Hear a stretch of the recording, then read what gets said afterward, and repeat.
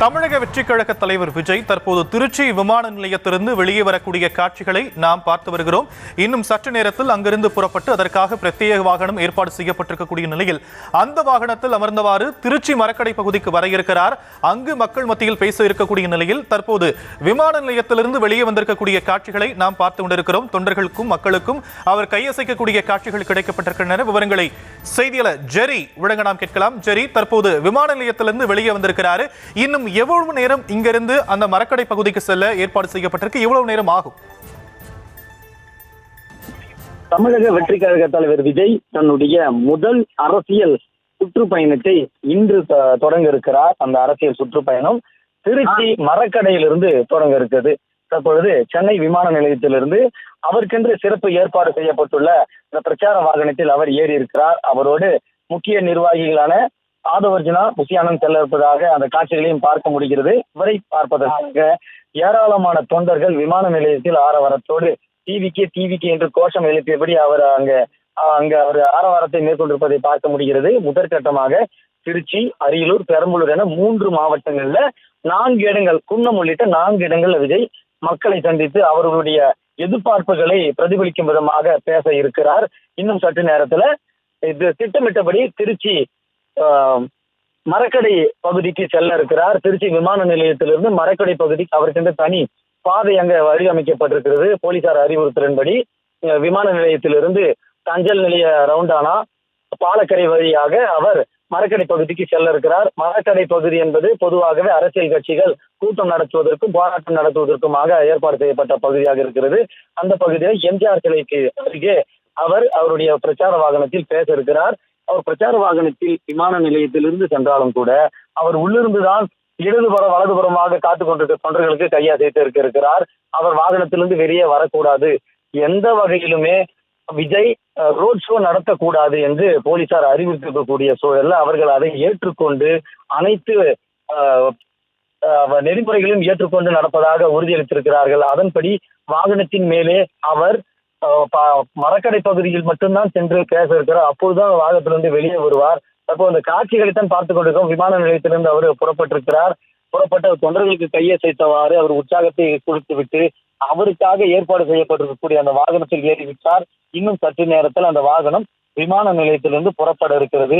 அவரை பார்ப்பதற்காக அந்த விஐபி ஏரியா, எக்ஸிட் ஏரியாவில் நூற்றுக்கணக்கான தொண்டர்கள் அங்கே காத்துக் கொண்டிருக்கிறார்கள். அவர்களை கட்டுப்படுத்துவதற்காக தொண்டர் அணியினரும் அங்கே அவர்களை கட்டுப்படுத்தி கொண்டிருக்கக்கூடிய அந்த காட்சிகளையும் ஒளிப்பதிவாளர்கள் காண்பித்துக் கொண்டிருக்கிறார்கள். போலீசாருடைய பாதுகாப்போடு அவருக்கென்று ஏற்பாடு செய்யப்பட்டிருக்கக்கூடிய அந்த சிறப்பு வாகனத்துல விஜய் செல்ல இருக்கிறார். அதாவது இதற்கான ஸ்லோகன் நேற்றைய தினம் வெளியிடப்பட்டது. அதாவது வெற்றி பேரணியில் தமிழ்நாடு வரலாறு திரும்புகிறது.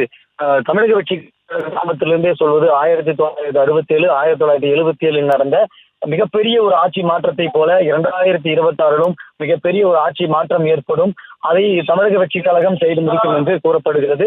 அந்த ஸ்லோகன், அதாவது உங்க விஜய் நான் வர என்ற வசனத்தோடு அந்த ஸ்லோகன் நேற்று வெளியிடப்பட்டது. அந்த ஸ்லோகன் தான் தற்பொழுது அந்த பிரச்சார வாகனத்திலும் பொறிக்கப்பட்டிருக்கிறது. விஜய் தன்னுடைய முதல் சுற்றுப்பயணம், அதாவது இந்த மாதம் 13ஆம் தேதி தொடங்கி டிசம்பர் மாதம் 20ஆம் தேதி வரை தன்னுடைய சுற்றுப்பயணத்தை தொடர இருக்கிறார். தற்பொழுது விமான நிலையத்தில் அவர் தொண்டர்களை உற்சாகப்படுத்துவதற்காக கையசைக்கும் அந்த காட்சிகளையும் பார்க்க முடிகிறது. விஜய் வந்திறங்கிய அந்த செய்தியை கேட்டு தொண்டர்களும் நடனமாடி கொண்டிருக்கிறார்கள்.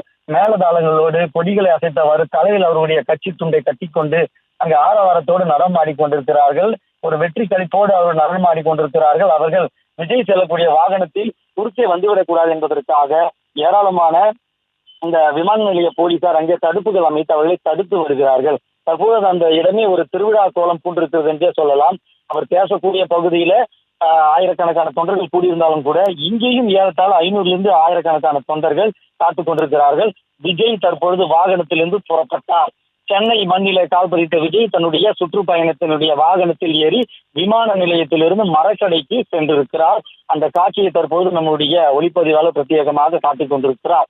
அவருடைய ஸ்லோகன் பொறித்த அந்த வாகனத்திலே உள்ளே அமர்ந்தபடி விஜய் விமான நிலையத்திலிருந்து புறப்பட்டு கொண்டிருக்கிறார். இன்னும் 2 நிமிடங்கள்ல விமான நிலையத்திலிருந்து பிரதான சாலைக்கு இந்த வாகனம் வரும். இங்க விமான நிலையத்திலிருந்து தனி பாதை வழியாக இவருக்கு ஒதுக்கப்பட்ட பாதை வழியாக அவர் அஞ்சல் நிலைய தலைமை அஞ்சல் நிலைய அலுவலக ரவுண்டானா வழியாக பாலக்கரை சென்று பாலக்கரையிலிருந்து அங்க மரக்கடை பகுதிக்கு செல்வார். அவருக்கு அவருடைய வாகனம் நிறுத்துவதற்கு தனியான இடம் ஏற்பாடு செய்யப்பட்டிருக்கிறது. அந்த பகுதியிலே அவர் நின்று தொண்டர்களிடையே ஏறத்தாழ 10 to 15 நிமிடம் பேச இருக்கிறார். இங்க மக்கள் எதிர்பார்க்கக்கூடிய இவர்கள் முன்வைத்த பிரச்சனைகள் குறித்து விஜய் பேசுவார் என்று அங்கு காத்துக் கொண்டிருக்கிற தொண்டர்கள் அவளாக விஜய் என்னென்னலாம் பேச போகிறார் எதிர்பார்ப்பில் நின்று கொண்டிருக்கிறார்கள். இன்னும் சற்று நேரத்துல விஜய் அங்கிருந்து புறப்பட இருக்கிறார். அந்த காணொளிகளை தான் நாம் தற்போது பார்த்து கொண்டிருக்கிறோம். தொண்டர்கள் புடை சூழல பாதுகாப்போடு அந்த வாகனம் இன்னும் சற்று நேரத்துல தொடங்க இருக்கிறது, வெளியே வர இருக்கிறது. கூடி இருக்கக்கூடிய தொண்டர்களை விஜய் கையசைத்து அவர்களுக்கு சைகை காண்பித்துக் கொண்டிருக்கிறார். வாகனத்தை தற்பொழுது சூழ்ந்து கொண்டார்கள் தொண்டர்கள். இந்த கூட்டத்தை தாண்டி வெளியே வருவதற்கு ஏறத்தாழ 5 to 10 நிமிடம் ஆகும்.